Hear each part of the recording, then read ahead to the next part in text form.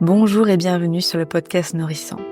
Je suis Mélanie Notary et j'accompagne depuis des années mes clients à construire et à vivre une vie personnelle et professionnelle nourrissante, joyeuse, fluide et profondément vivante. Je vois mon entreprise comme une véritable fabrique de vie et de voix uniques où chaque chemin trouve sa saveur.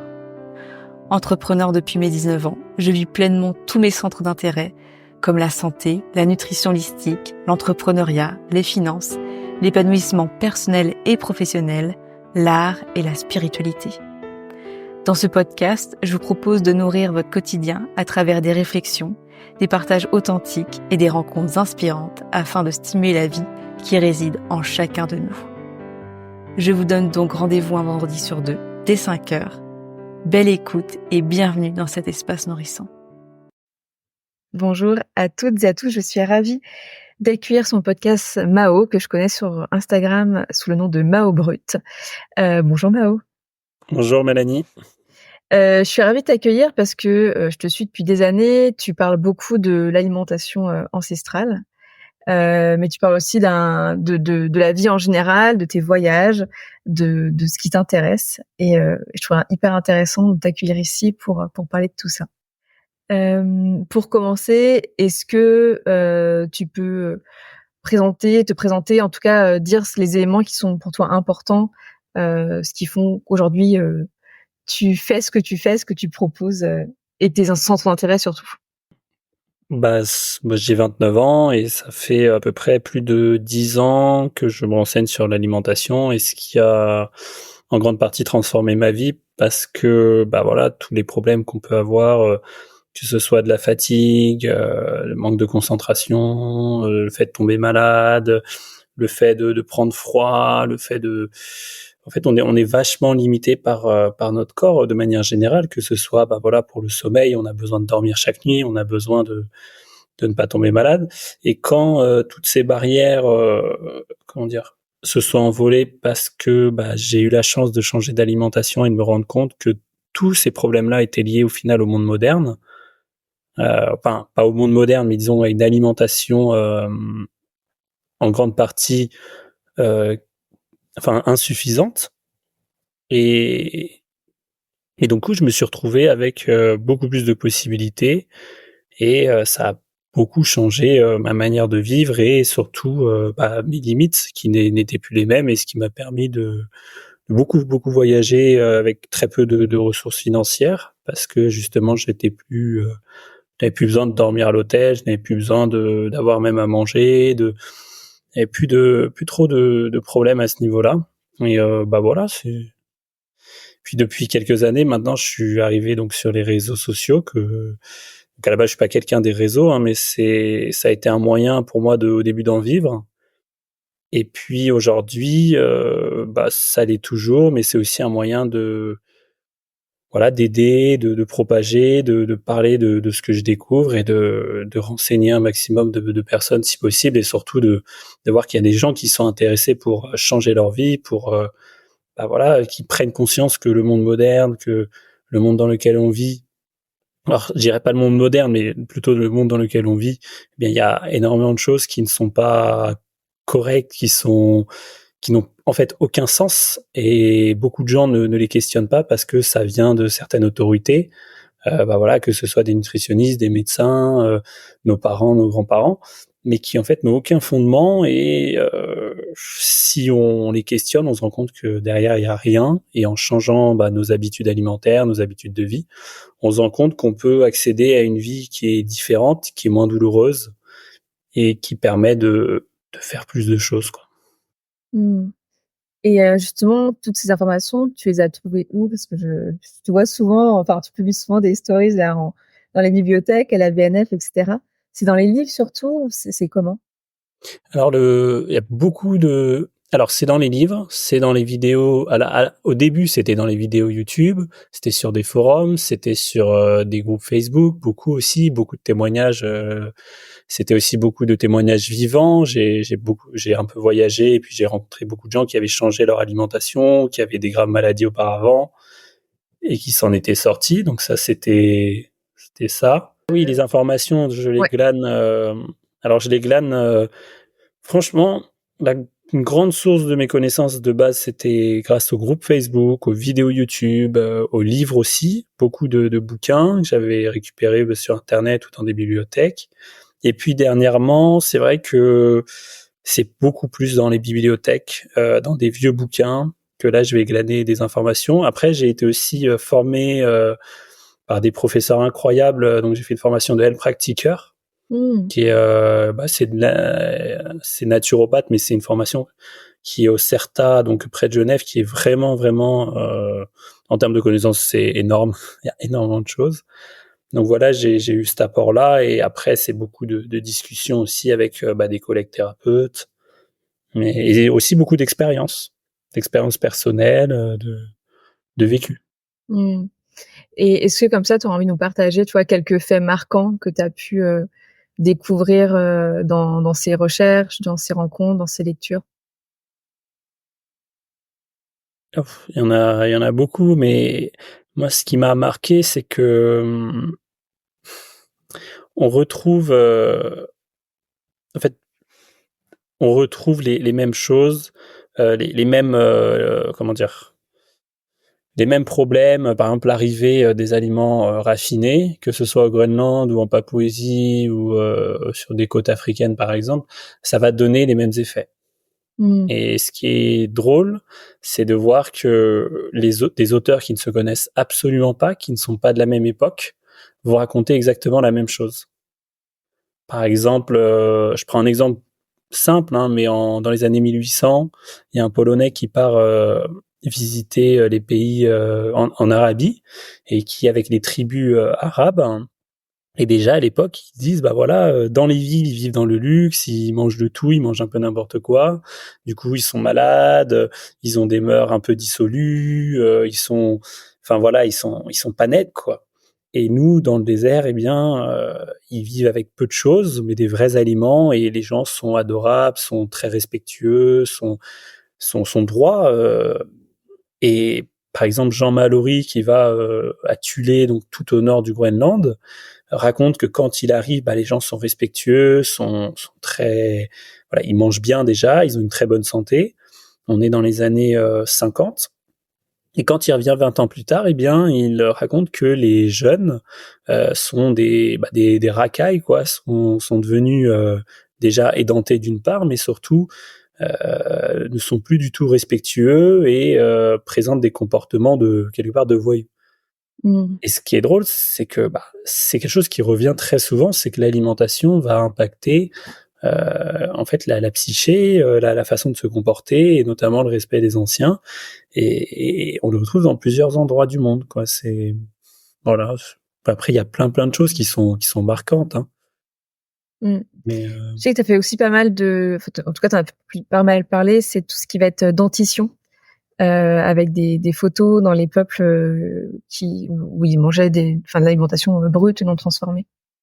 oui, c'est que chez les peuples qui mangent une alimentation non transformée, par exemple Poisson Price, qui a fait donc 11 ans autour du monde, à la recherche du coup de savoir si les peuples primitifs, les peuples premiers avaient des caries. Eh bien, dans la majorité des cas, ils n'ont pas de caries.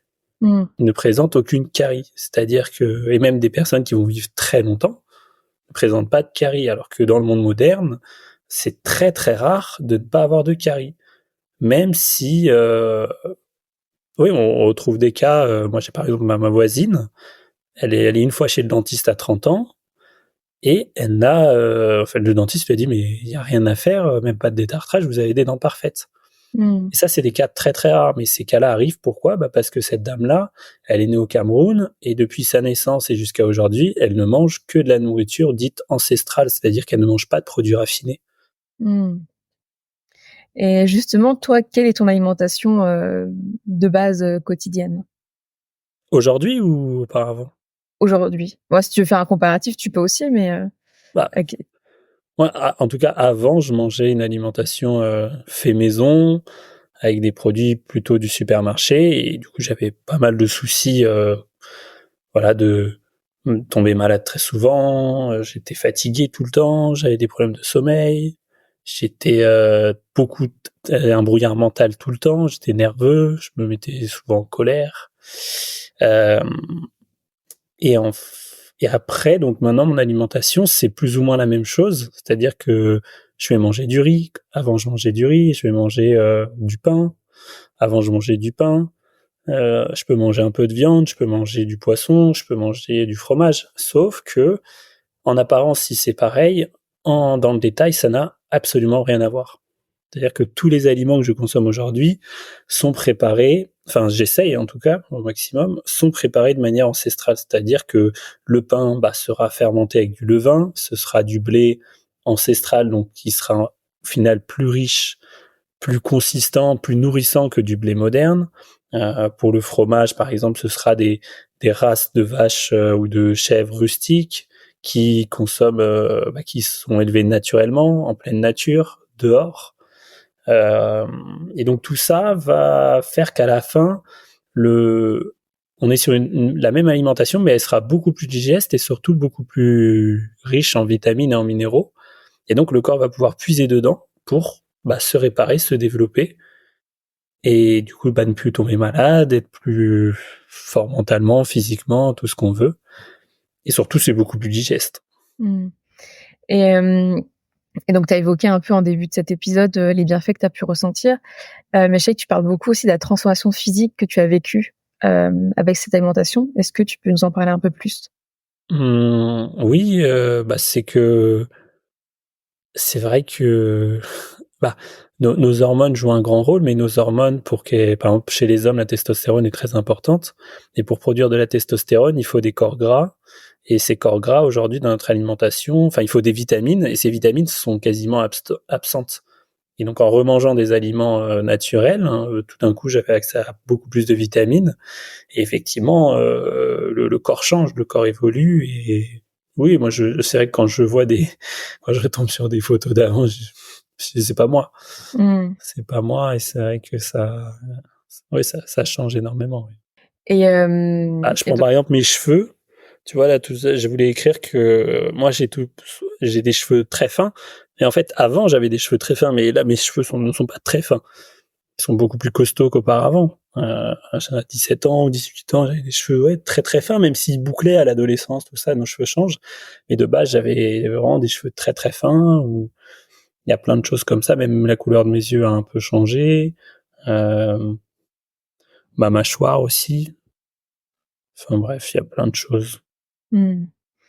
et donc, dans tes partages, je vois que tu manges généralement des pommes de terre, des patates douces, un bon nombre de fruits, pas mal de bananes, du beurre cru. Est-ce que tu peux un peu nous parler, tu vois, en général, dans tes journées, qu'est-ce que tu manges? Le matin, j'aime bien commencer par des fruits. C'est souvent, là, en ce moment, c'est des poires, ça va être des bananes. Si je sens que c'est trop liquide, c'est-à-dire que je me sens pas équilibré avec ça, je vais compléter avec un bout de fromage ou deux, trois œufs, par exemple. Et souvent, le midi, je vais manger des patates ou des patates douces avec des oignons, avec un bout de fromage, avec beaucoup de beurre, beaucoup, beaucoup de beurre. Et le soir, plus ou moins la même chose. Même si là, par exemple, j'essaye du pain au levain de petite épeautre, par exemple avec du beurre. J'essaye de manger quand même beaucoup de légumes, même si ça prend quand même du temps à préparer, donc je le fais pas forcément. Mais tout ce qui est, oui, des légumes, ça serait bien que j'en mange plus, mais voilà, je le fais pas forcément. Mais après, ça dépend des périodes, ça dépend ce dont j'ai accès, quoi. OK. Et souvent, je pense, dans la tête des gens, quand on parle d'alimentation ancestrale, on voit beaucoup de viande. C'est un peu un cliché, mais si tu veux, ça fait aussi partie de ça. Toi, quel est ton rapport, enfin, quelle est ta consommation de viande et quel est ton avis à ce sujet? Ma consommation de viande, elle est proche de zéro si on parle de viande en tant qu'elle. En tout cas, de la viande musculaire, j'en mange jamais. Ça fait près de 10 ans que j'en mange jamais. Enfin, j'en mange pas. Euh, Moi, je préfère les fromages. Il y a des gens qui préfèrent le poisson. Il y a des gens qui préfèrent la viande. Moi, je le vois au sein de ma famille, hein. Mon petit frère, il mange du poisson et beaucoup de céréales. Moi, j'ai mangé beaucoup de patates, de produits laitiers. Et mon grand frère, par exemple, il mange quasiment que de la viande et aussi des produits et du fromage. Et donc pourtant on est de la même famille, mais on n'a pas les mêmes envies et sans doute pas les mêmes besoins. Et je le vois aussi autour de moi où euh, il y a des personnes qui ont besoin de manger de la viande. Je pense qu'il y a peut-être une part de génétique. Et en fait, tous les régimes sont possibles. On peut être en très bonne santé tant qu'on a des aliments qui vont nous apporter les vitamines. Moi, par exemple, c'est avec les produits laitiers. Donc, je vais manger beaucoup de beurre, parfois des crustacés, et je vais avoir mes vitamines là-dedans. Et d'autres, ça va être dans la viande. D'autres, ça va être... on peut même être quasiment végétarien avec des, des légumineuses fermentées, ce genre de produits. Mais c'est l'idée il faut aller chercher des super aliments. Et quand on a ces super aliments, donc très riches en certaines vitamines, eh bien, après, il suffit d'avoir une source de carburant. Donc, ça peut être des patates, ça peut être du pain, ça peut être. Donc, pour certains, c'est la graisse de la viande. Bref, enfin, tout est possible, mais à condition oui, de bien digérer et d'avoir des aliments de qualité, quoi. C'est vraiment ça, c'est vraiment la qualité qui compte. C'est pas forcément le choix. Mais voilà, c'est personnel. Moi, c'est juste que la viande, je suis pas une entrecôte, ça ne m'a jamais fait rêver. Je suis pas là en extase alors que j'ai des amis et ils adorent. Moi, ça va être les produits laitiers. J'adore ça. Mmh. Et tu vois, par exemple, moi, les produits laitiers, c'est pas quelque chose que je consomme beaucoup. Enfant, j'étais allergique, donc la seule chose que je pouvais manger, c'était le beurre. En tant que bonne bretonne, j'ai continué à en manger et j'aime beaucoup ça. Mais tu vois, par exemple, on est quand même dans une ère où, pareil, on dit que les produits laitiers, ça forme du mucus, ça crée d'inflammation. Toi, quel est ton avis par rapport à ça? Ça, c'est tout à fait vrai, hein. La plupart des produits laitiers, comme ils sont issus déjà de la race, les animaux ne sont pas des races rustiques, donc c'est pas les mêmes, ça va pas donner le même résultat. Après, ce qu'on leur donne à manger, c'est une catastrophe, donc elles sont malades. Les animaux malades vont donner des aliments malades, même des produits laitiers ou voilà, qui sont pas top. Donc c'est tout à fait vrai. Les produits laitiers actuellement, c'est une catastrophe. Mais quand on revient à des produits laitiers où de A à Z, du début à la fin, c'est fait dans les règles de l'art, et ben là ça change tout. Ça n'a plus rien à voir. Et moi, quand j'ai accès à ça, y a aucun souci. Mais après, tu vois, moi, je suis pareil, hein, je suis intolérant au lactose. C'est- Donc, c'est complexe. Mais en fait, c'est tous les produits, tu vois, la viande rouge, la viande, en fait, tous les produits qui sont issus de l'industrialisation sont problématiques. C'est pour ça qu'on dit la viande rouge, c'est pour ça qu'on dit les produits laitiers. Et par contre, les crustacés ou le poisson, on dit rien parce que c'est des produits sauvages.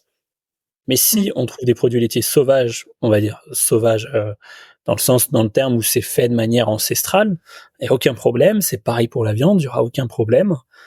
Euh, et par contre, voilà, pour les produits de la mer, quand c'est fait quand c'est sauvage, oui, il n'y a pas de souci.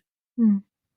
Oui, finalement, ça je te rejoins là-dessus, il faut juste prendre le temps de trouver, les bons agriculteurs, les bons maraîchers, C'est ça. trouver les bons produits, en fait. Et encore une fois, la santé est un choix, donc à nous de choisir, les produits avec lesquels on a envie de s'alimenter. C'est ça, mais c'est pareil avec les fruits, hein. Tu auras une grande différence entre des produits. Alors, déjà, dans quelle terre ils ont poussé. Et moi, je sais que si j'ai des patates, par exemple, qui ne sont pas de qualité, je tiens pas 2 jours. Mmh. Je le sens tout de suite, ça marche pas. Je me sens moins fort, je me sens fatigué. Donc c'est vraiment, y a pas de régime, hein. C'est plutôt une philosophie d'essayer de trouver les meilleurs aliments. Euh, et ils peuvent provenir de plein de sources différentes. Et c'est pour ça que dans tous les pays du monde, on va trouver des gens en très bonne forme et ils ne mangeront pas du tout la même chose que dans d'autres pays. Et c'est parce que si on regarde dans le détail, c'est la qualité des produits. Mmh. C'est vraiment, tu vois, là, je prends un exemple, par exemple, dans les Alpes, on m'a raconté des histoires où des gens vivaient très longtemps en très bonne forme toute leur vie. Ils mangeaient 2 aliments. Ils mangeaient de la polenta et du lait. Mais c'était du lait de leur vache en pleine montagne. Donc, d'une grande, grande qualité. Et par exemple, on va prendre au bord du Nil, enfin, dans le désert, ils mangeaient des dattes et du lait de chamel. Mmh. Ils étaient en parfaite forme, ils avaient des dents parfaites, ils avaient tout. Aujourd'hui, quand je suis allé en Mauritanie, ils ont des dents, elles partent toutes comme ça, ils sont tous malades, ils meurent à 30, enfin, ils meurent assez jeunes. Mais quand on regarde leurs aliments, c'est plus des dattes et du lait de chamel, c'est du lait pasteurisé, c'est des pâtes blanches, c'est du riz blanc, c'est tout ça. Donc oui, ça marche plus. Mmh. Et tu sais, j'aime bien parce que là, tes partages, finalement, ils viennent aussi, contredire la croyance que, bien s'alimenter, manger sain, manger, on va dire «bio» entre guillemets, c'est onéreux. En fait, là, ce que tu partages, c'est qu'à partir du moment où on a quelques très, très bons aliments, s'alimenter, ce n'est plus une question d'argent. Je sais que pendant pas mal de temps, j'avais peu d'argent et j'étais en très bonne forme parce que j'avais une alimentation très simple, faite de quasiment que de patates. Et quand j'ai gagné un peu plus et j'ai diversifié mon alimentation, eh bien, je me suis retrouvé moins en forme. Et c'est quelque chose qui revient, enfin, dès que je simplifie mon alimentation, tout de suite, ça va mieux. Et c'est vrai qu'on essaye toujours d'aller acheter des trucs mieux, meilleurs, plus chers, mais franchement, oui, là, ce qui est simple fonctionne. Et aujourd'hui, on est vraiment dans ce discours de il faut manger varié pour manger équilibré. Bah non, ce qui compte, c'est que les aliments eux-mêmes soient équilibrés. Et du coup, ils seront complets. Par exemple, des patates, quand elles sont de bonne qualité, il y a des protéines dedans, il y a des vitamines, il y a quasiment tout. Et il y a par exemple un Américain qui n'a mangé que ça pendant 1 an, qu'il était obèse, à la fin, il était en pleine forme, il était fit, tout allait bien. Ou dans les années 40, dans les années 39, je crois, ils ont fait des tests avec 2 Polonais, ils leur ont donné des patates, quelques pommes, un peu de beurre, et le constat est là, ils étaient en pleine forme. Et il Donc suffit de... moralité, manger des patates Non, et non, parce que certaines personnes, je sais que pour certaines personnes, ça ne passe pas vraiment les patates. mmh. Donc moi, pour moi, oui, manger des patates, moi je vais manger des patates. Je sais que pour la plupart des gens, ça marche très bien, mais je vais pas dire que c'est la vérité et que tout le monde doit faire ça. On peut très bien prendre de l'avoine de très bonne qualité, le faire tremper, le faire fermenter, manger ça par exemple avec des crustacés et être en pleine forme. Enfin, tout est possible. Si on a accès à un blé extraordinaire, on peut se faire des bouillies ou des patates douces. Voilà. Après, faut tester. On est tous différents, mais c'est vraiment aller vers des aliments riches en nutriments, de qualité. Et là, ça change beaucoup de choses. Mmh. Et là, tu viens de le dire, mais c'est vrai que je trouve que ce qui est très important aussi, c'est d'expérimenter, comme tu dis, ce qui est valable pour toi et puis à ce moment-là dans ta vie, ne l'est pas forcément, pour d'autres ou même toi à d'autres moments dans ta vie et faut pas oublier cette expérimentation. Pourquoi tu rigoles? Non, mais dernièrement, j'ai mangé beaucoup de riz, parce que j'avais la flemme d'aller, j'avais pas envie d'aller faire mes courses. Donc voilà, je me suis adapté et ça allait. C'était moins efficace qu'avec des patates, mais ça allait. Donc oui, on peut effectivement, ça dépend de ce qu'on fait dans la vie, ça dépend de nos moments, ça dépend de nos possibilités. Mais il y a beaucoup de choses qui sont possibles. Mais c'est juste, faut garder en tête qu'il faut ces super aliments. Par exemple, mes patates fonctionnent parce que j'ai du beurre cru de très bonne qualité. Si je n'ai pas ce beurre, les patates, ça va pas suffire. Mmh. C'est- Et souvent tu parles de tes voyages, justement et tu as l'air de quand même de partir, plusieurs fois dans l'année si je me trompe pas? Oui, sans m'en rendre compte. Sans Je fais t'en pas exprès. bah, qu'est-ce que ça vient justement nourrir en toi, tous ces voyages? Est-ce qu'il y a des destinations que tu préfères? Justement, est-ce que ça vient nourrir aussi, tes recherches sur l'alimentation?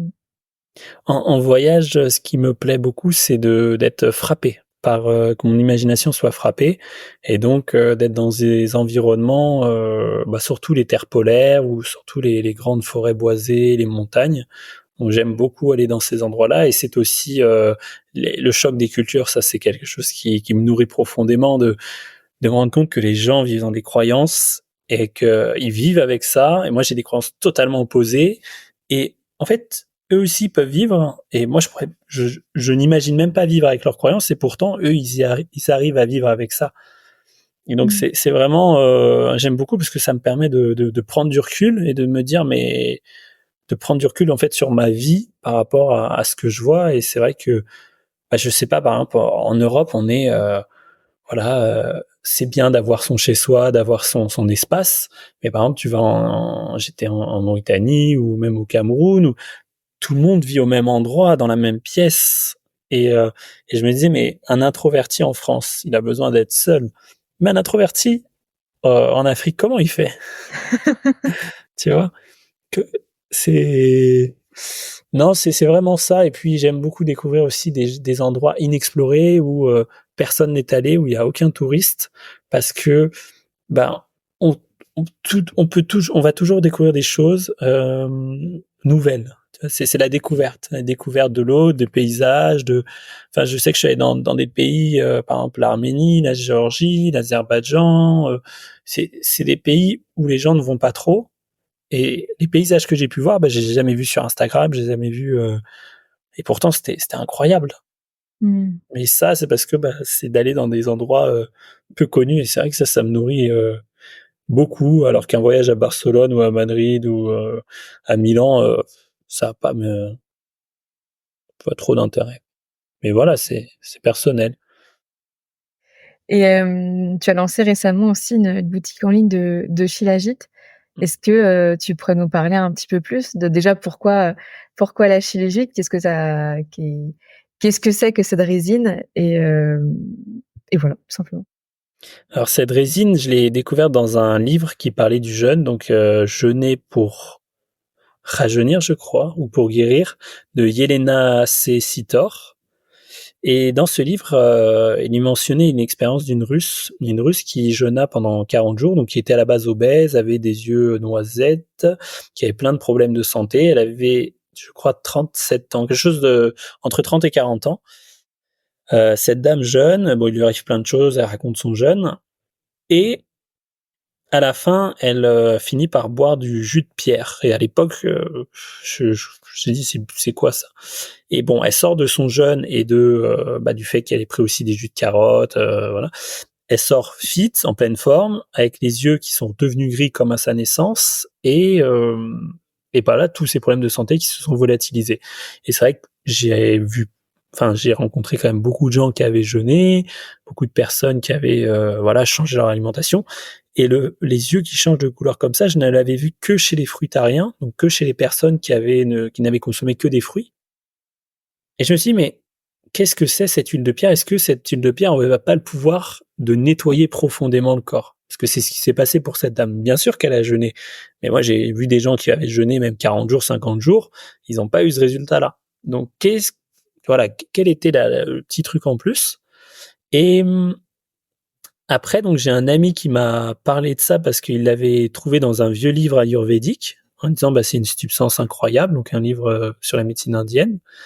Et puis après cela, et oui, et après donc je l'ai découvert. Il y a Matt Blackburn, c'est un Américain qui parle beaucoup d'alimentation et il fait plein de découvertes et il a commencé à vendre du Shilajit. Et une amie naturopathe me disait voilà, ce produit est vraiment bien, il a l'air vraiment bien. Et quand on voyait les résultats des gens, voilà, moi j'étais très fatigué, gna gna gna. Je me suis dit il faut que je le teste. Et donc je vois que je suis parti en Russie. Il me semble que j'en ai récupéré là-bas à ce moment-là. Je crois que c'était en 2018. Et puis après j'en ai récupéré d'Ukraine. J'en avais testé sur Amazon, mais alors quand je l'ai reçu, je l'ai goûté, ça ressemble à du pétrole. Je l'ai testé. Il faut mélanger avec de l'alcool et le truc n'était pas du tout net. Donc là, j'ai perdu mon argent pour rien, quoi. C'était pas du Shilajit, c'était de la fraude, ou en tout cas c'était du Shilajit de très mauvaise qualité. Et en France à l'époque, ça se vendait pas, donc je suis parti. J'ai eu la possibilité d'aller en Ukraine, juste après le début de la guerre, de l'attaque de Kiev en 2022. Et là-bas, j'ai pu en tester de différentes qualités, parce que là-bas en pharmacie on en trouve. Et là, je me suis rendu compte qu'effectivement il y avait une grande différence de qualité. Et, et donc après cela, j'ai fait des recherches pour essayer de trouver du Shilajit que je puisse revendre en France, parce que je trouve un produit, j'en fais la promotion et les gens me disent mais où en trouver? Et j'avais pas de. Puis de toute façon, je sais pas pourquoi je m'étais mis en tête il y a 4 ans que je voulais revendre du Shilajit, parce que je pense aussi que j'avais vu que personne n'en vendait en France, donc c'était vraiment un super produit. Et donc voilà, j'ai fini par trouver un Shilajit de l'Altaï, donc pas d'Himalaya. Souvent il vient de l'Himalaya, mais ceux que j'ai goûté, je l'ai pas aimé. Et de l'Altaï, il était très pur, très bonne qualité. Et donc, en plus, celui avec qui je travaille a pas mal de réserves. Et en même temps, l'Altaï, c'est une des régions les plus pures du monde, hein. Il y a rien là-bas, il y a que des forêts, des montagnes. Et donc, voilà, c'est pour ça que Mumijo a été créé, pour pouvoir vendre ce super produit qui. Alors au début, c'est simple, hein. Ce produit, je l'ai testé sur moi-même pendant un mois et demi, sur ma mère, qui m'a dit Mao, il est incroyable, parce que je lui en avais déjà donné auparavant. C'est là que j'ai pu tester vraiment les différences. C'est que ce silagide-là, avant le silagide que j'avais fait tester à des gens, il était déjà très bon. Et là, ils me disent, mais celui-là, ça n'a rien à voir, il est incroyable. Et c'est vrai que je suis très content. En fait, je suis même très surpris d'avoir des retours, même de ma famille, enfin, surtout chez les personnes qui sont fatiguées ou qui ont des problèmes de santé, qui ne partent pas. Par exemple, quelqu'un de ma famille, ça fait 30 ans qu'il ne dort pas, mais 30 ans qu'il ne dort pas du tout, du tout, du tout, du tout. Il est allé voir tous les spécialistes du sommeil du monde, il a testé tous les compléments du monde. Et là, il me dit, j'ai pris le Silagit et je dors. Donc c'est vrai que c'est assez surprenant, mais les qualités de ce produit elles sont incroyables. C'est pour ça moi j'en consomme depuis 3 ans, hein, alors que d'autres compléments, je finis tous par les arrêter parce que ça me fait pas vraiment d'effet. Mais le Silagit est très puissant parce qu'il a un pouvoir nettoyant et il a un pouvoir aussi de redonner des minéraux qui sont ionisés et donc qui sont directement assimilables. Plus, en fait, il a un pouvoir d'enlever plus ou moins les métaux lourds. Il y a beaucoup de choses, dans le Silagit et ça règle beaucoup de soucis. Donc voilà. Après, c'est un produit puissant, faut le prendre en cure. Mais c'est vrai que pour moi, c'est le produit le plus puissant que j'ai trouvé parce que il existe plein de compléments, hein, extraordinaires, le sérum de Quinton, même des plantes, l'ortie, même tu vois des compléments alimentaires comme le bouillon d'os, ce genre de produits, mais aucun n'a cette puissance, on va dire. Parce qu'il y a les champignons aussi, ils sont très bien, mais ouais, le Silagit est très très efficace. Bah, du coup, merci de Mmh. pouvoir le proposer en France et rendre accessible, Là, cette pépite, ouais.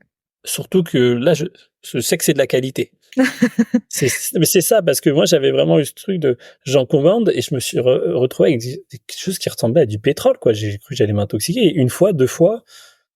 Puis pareil, quand j'ai testé en Ukraine ou en Russie, pas du tout la même qualité. Donc, ouais.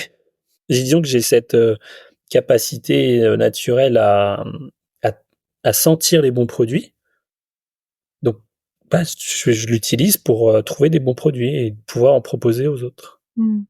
Mais du coup, comme tu disais, finalement, c'est quelque chose, dans les pays slaves, en tout cas, on le trouve, facilement, un peu partout, quoi. Oui, dans les pays slaves, dans les pays du Moyen-Orient, en Inde, c'est un produit qui est utilisé depuis 3000 ans, tout Mmh. simplement.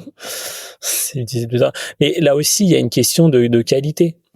Et je sais qu'en Ukraine,